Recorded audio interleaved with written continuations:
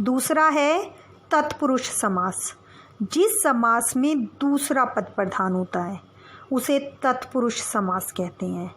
आपको यह बात याद रखनी है, जो अव्ययी भाव समास होता है उसमें पूर्व पद यानी पहला पद प्रधान होता है, और जो तत्पुरुष समास होता है उसमें दूसरा पद प्रधान होता है। इस समास में कारक की जो विभक्तियां होती हैं उनका लोप हो जाता है, यानी खत्म हो जाती हैं, गायब हो जाती हैं। कारक की विभक्तियां कौन सी हैं? जैसे कारक 8 प्रकार के होते हैं। कर्ता ने, कर्म को, करण से, संप्रदान के लिए, अपादान से, संबंध का के की, अधिकरण में, पर, संबोधन हे अरे।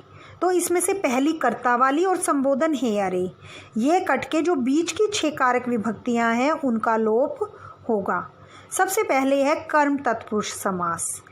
इस समास में यदि कर्म कारक की विभक्ति का लोप हो जाता है तो वह कर्म तत्पुरुष समास कहलाएगा। जैसे धन प्राप्त, धन को प्राप्त, तो को जो है उसका लोप हो गया है।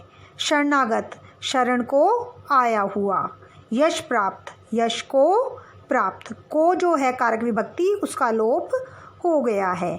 अब दूसरा है तत्पुरुष समास में करण तत्पुरुष समास। इसे कहते हैं तत्पुरुष समास के कारक विभक्तियों के आधार पर कितने भेद माने गए हैं। तो कारक विभक्तियों के आधार पर जो तत्पुरुष समास है उसके 6 भेद माने गए हैं। उसमें दूसरा आ गया करण तत्पुरुष समास। जिस समास में करण कारक की विभक्ति से अथवा के द्वारा का लोप हो जाता है उसे करण तत्पुरुष समास कहते हैं। जैसे पहला उदाहरण दिया गया है तुलसीकृत, यानी तुलसी द्वारा रचित, तुलसी द्वारा कृत। दूसरा मुंह मांगा, मुंह से मांगा हुआ। और कुछ उदाहरण सुनिए। हस्तलिखित, हस्त का लिखित है, यह पुस्तक हस्तलिखित है यानी हाथों से लिखी हुई है, तो से विभक्ति का यहाँ पर लोप हो गया है।